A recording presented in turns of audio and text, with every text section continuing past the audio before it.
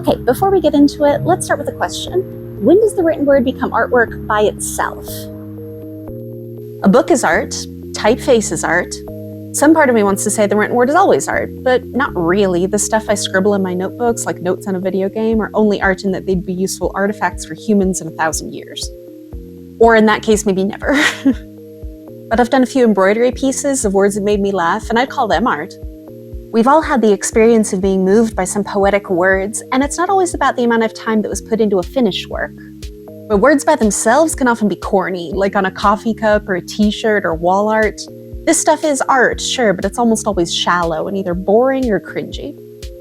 This brings me to a mindful bridge, the public artwork I want to show you today. It's these 296 metal discs lining the bridge that connects Cherry Street with the Colorado Light Rail Station over I-25. It was already bound to not be one of my favorites because all of the appeal of this artwork is the short quotes that appear on about a fourth of these silver discs, each one generally about walking or biking, two approved activities for this bridge. The typeface is plain, the shape and texture of the discs or how they're mounted isn't particularly interesting.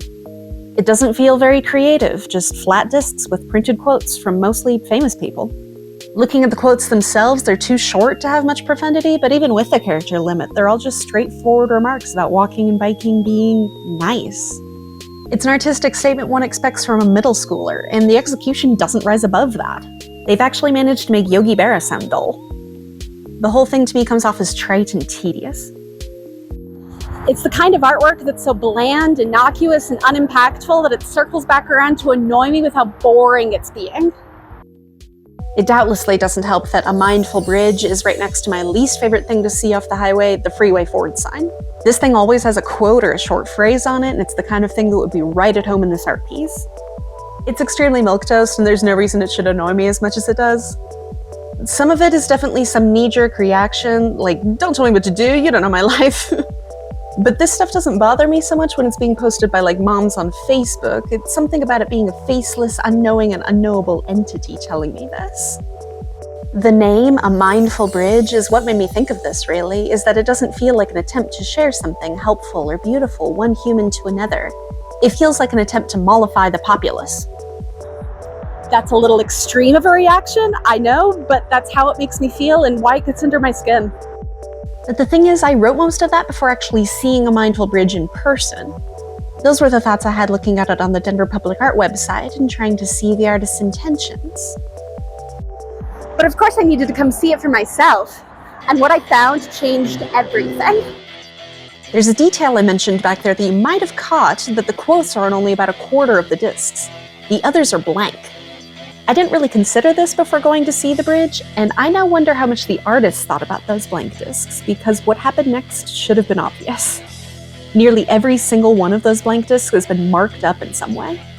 There's graffiti on the bridge itself too, but the discs are clearly the target of this outpouring.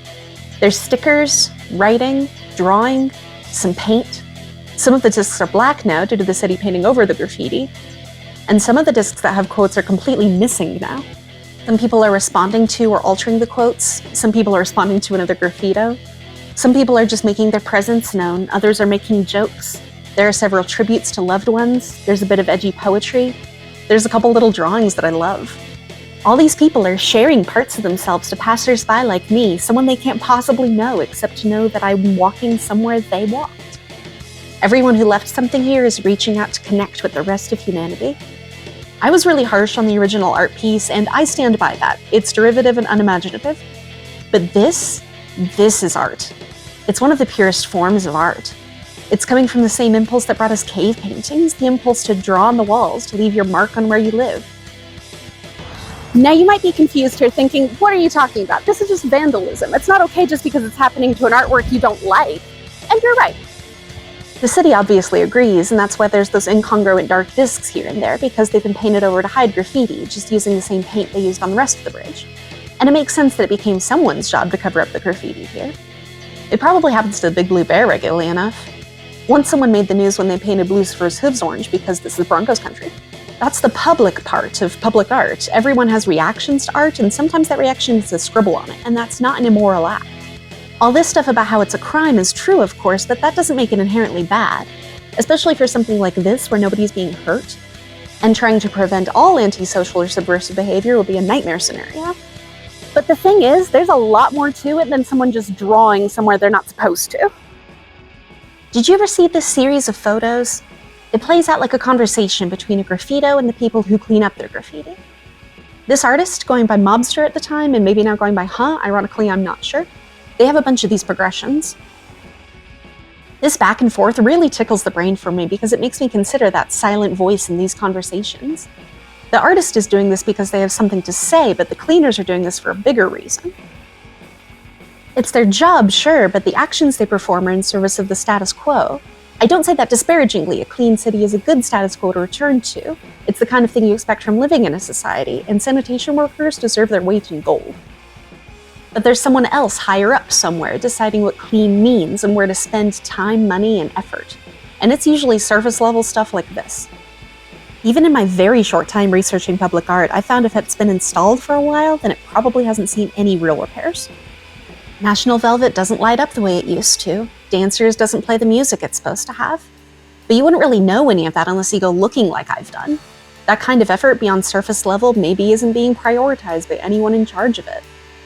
That's certainly the case for this artwork, since between starting this video and completing it, the graffiti I've been showing you is painted over again, but this time several of the discs with quotes were also painted over, obscuring the artwork that was actually supposed to be here, along with all the artwork I love.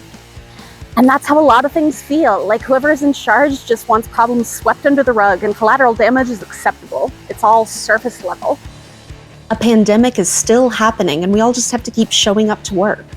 The seasons are different now than when I was a kid and I hear fewer birds and bugs, but almost nothing is being done to stop dumping carbon into the atmosphere or wasting what water we have left. And on the personal level, we all experience a trauma at some point and have to watch the world keep turning like nothing happened. Even though it was inevitable, I'm honestly gutted that the artwork I was enjoying on this bridge is gone now. But I'm absolutely appalled that the city is willing to destroy the artwork they commissioned to be put here in the first place in order to temporarily eliminate the graffiti. Because of course there's already more graffiti. It feels very emblematic to me of how this society is currently equipped to handle problems, cutting off its nose to spite its face. And it seems to me like everyone who left a mark on this bridge is screaming into the void and hoping that someone will hear, but not expecting that anyone will. I know that's how it all makes me feel. The original, intended artwork here did not make me feel like I'm being reached out to by my fellow humans. It felt sanitized and devoid of any passion. The artwork that's been left here that wasn't intended made me feel connected to the people that put it there more than most artwork does. It oozed passion. But neither of them deserved to get mowed down by an overzealous cover job. It sucks that we've managed to build a world that feels so hostile. But we'll always be making new art. I hope maybe someone who left artwork on this bridge will see this, not just because I also hope people see what I'm creating, but because I want them to know that they were seen, especially now that their work has been painted over. We all have to look out for each other, even in the small things like this. If somehow you're seeing this, please reach out. Email and socials are in the description. I hope to live in a better world one day that doesn't feel so harsh, where everyone has a place to live and food to eat and nice art to look at in their streets. And you know what? In that beautiful future world we all dream of, I think there will still be graffiti. It's just human nature to draw and stuff, and I don't want to live in a world where we stifle that. These drawings are gone now, but there will always be more. That's the kind of world I want. Especially on this piece, it's hard to blame the people who see all the blank space this artwork is giving them and feel like they could fill in the gaps with something better. They are the public in public artwork, after all. Thanks for watching all the way through. Hit the like button if you liked it. Make sure to subscribe to the channel. What did you think of the original artwork without the graffiti? And what did you think of the graffiti and the city's reaction to it? Have you ever seen graffiti that you liked? Thanks again for watching all the way through. We'll see you in the next video about Splorin, Denver.